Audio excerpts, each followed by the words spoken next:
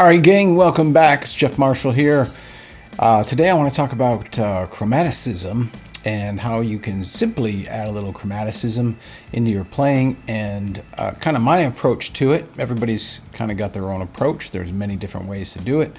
But let's dive in and see what happens.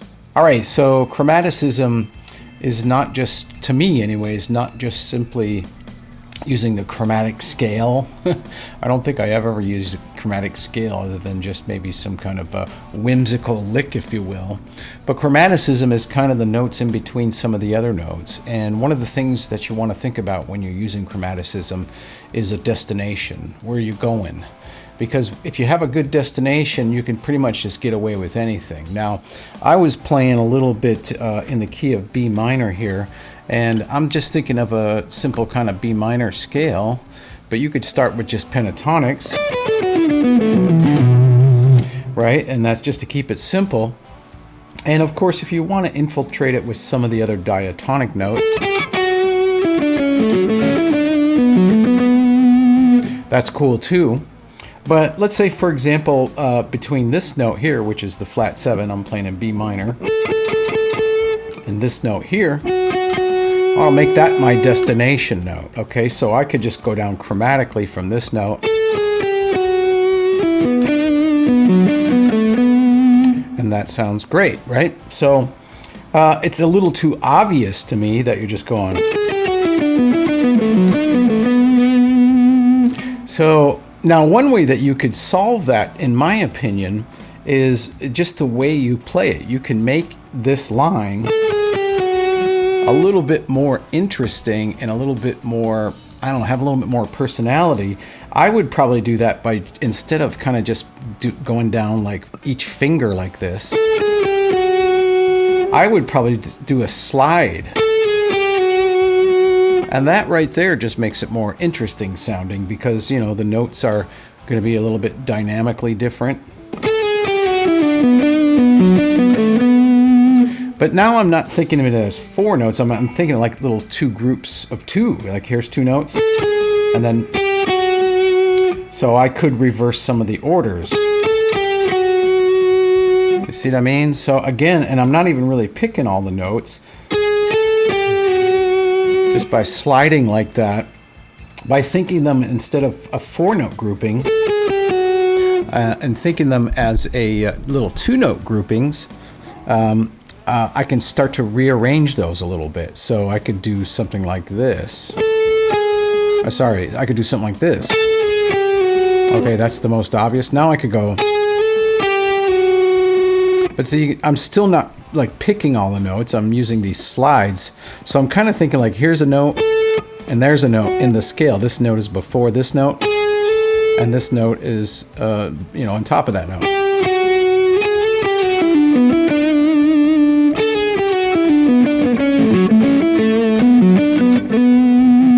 So that's just a different way of thinking of the same thing.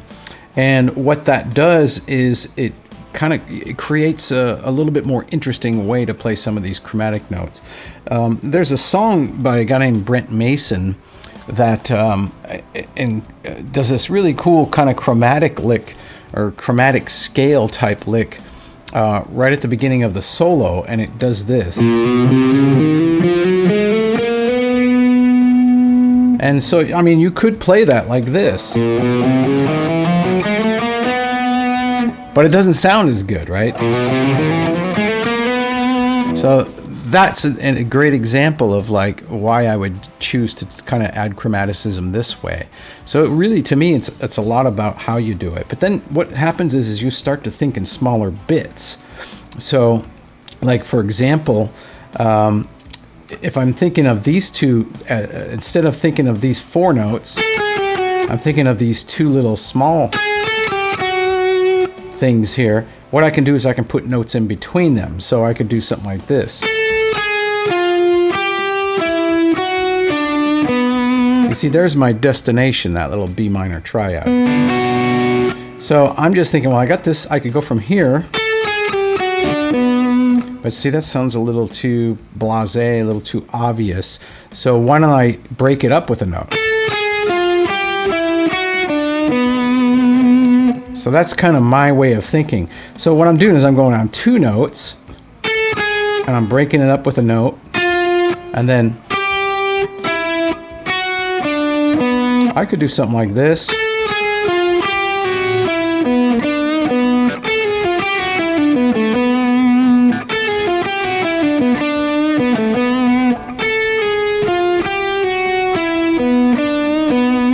So it almost sounds like I have a new scale going on, but really I'm just kind of thinking kind of B minor blues scale. Okay. So that's one way that I think about it. Now this is coming from a non-jazz player style, right? So jazz players are a little bit more disciplined with chromaticism. They tend to use what they call enclosures, and I'm kind of doing that, but I'm not really thinking that way. But if you do think that way, that's also another great way to create some chromaticism. So like, for example, you pick a target note. Usually it's some really strong note of the sound that you're playing, like a chord tone. So in this case, like the 5th, you know, you could surround that note. You see, again, I don't really like give as much emphasis to all the notes. What I do here is I pick this first note and then do a pull off and a slide. So there's really only one pick there. So I think a lot of it is how you play it too. And that creates a little bit more slinky sound, and it's not so pronounced. Like, that's very pronounced, but if I go. So just something to think about. Getting chromatics into your playing is super beneficial, but could also, like, you know, be a little confusing, I guess.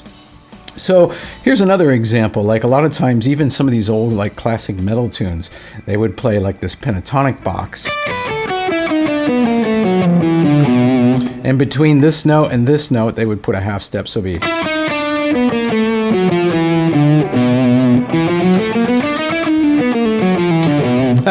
I mean, that was, you know, kind of jazz, I guess, back then.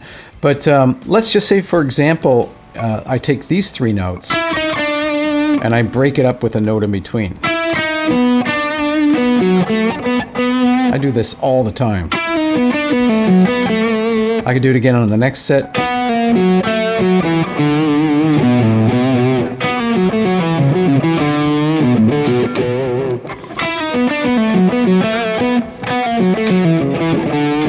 Almost sounds like I'm playing some new scale or something like that, but I'm really not.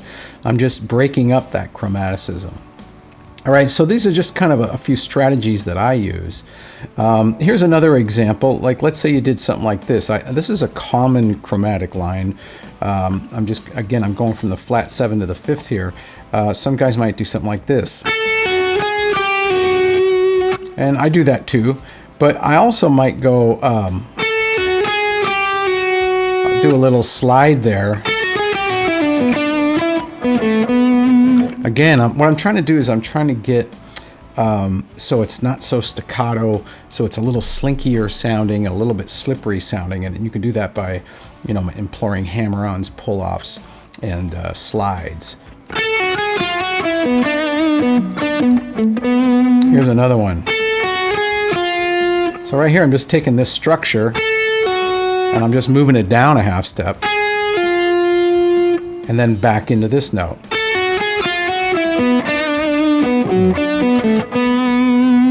That's one I do quite a bit too. See, I'm just using that structure of that pentatonic scale, and then I'm moving this down, which is kind of out sounding. It is out. This note is kind of out anyway. But I'm not thinking of it as necessarily being out. I'm trying to get a little phrase out of it. So maybe try to think about your chromatics that way. You know what I mean? Rather than, you know, thinking them as like a chromatic scale.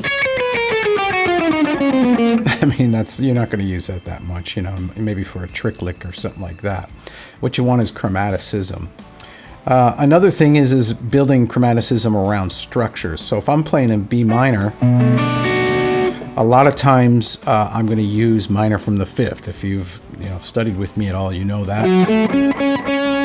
It's like an F sharp minor triad.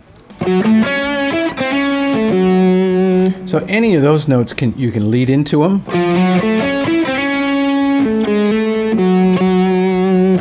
You can lead down to them. You can go around them. Those are kind of like more like the jazz enclosures. So it's good to do it with structures, but what you'll also find if you look at your harmonized scale, you're going to have structures that repeat in whole steps. So like if I'm in B minor, I'm going to have this little structure, which is the root and the third. Now I can move that up a whole step and I'll still be in the key of B minor. It'll be the 9 and the 4th now. So that's one I could go. Oops. Here's another one. I have this structure. That's in there too, right?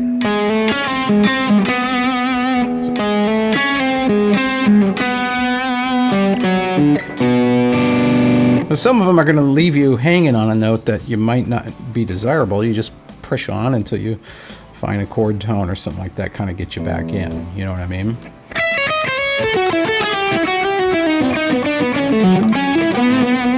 That's, you know, that's overdoing it a little bit, but that's really, I'm just seeing a few structures here. I'm seeing the F sharp here. So I just went.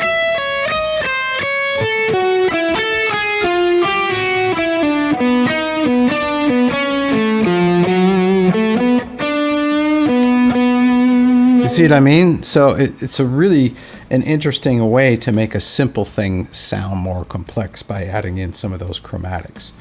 And, you know, a lot of times it's just shapes that I'm using, you know what I mean? And moving them up or down, you know, could be this shape.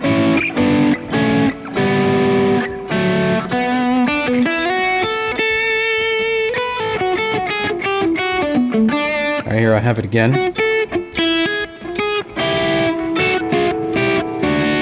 And then I'm back home again.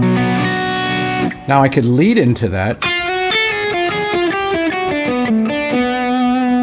You know what I mean? So you can make that even kind of hip. So you could do, like, let's say this first note of this. There's my little lick, but then I could go, well, why don't I put some chromatics around this note?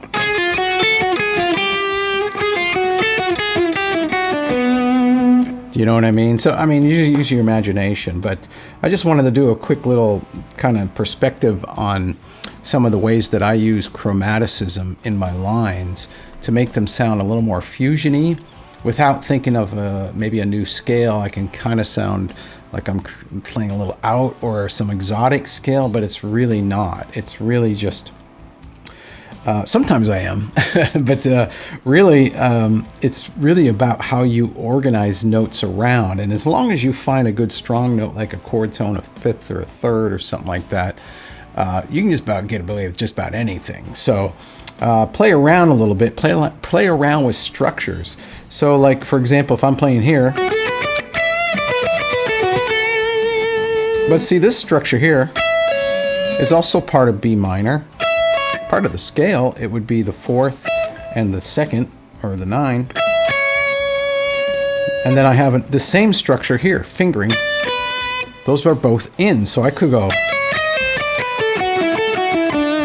See, I got this structure, and this one in between. Now those are definitely kind of out, right? So, but it's not going to matter much because I'm going to get right back in again.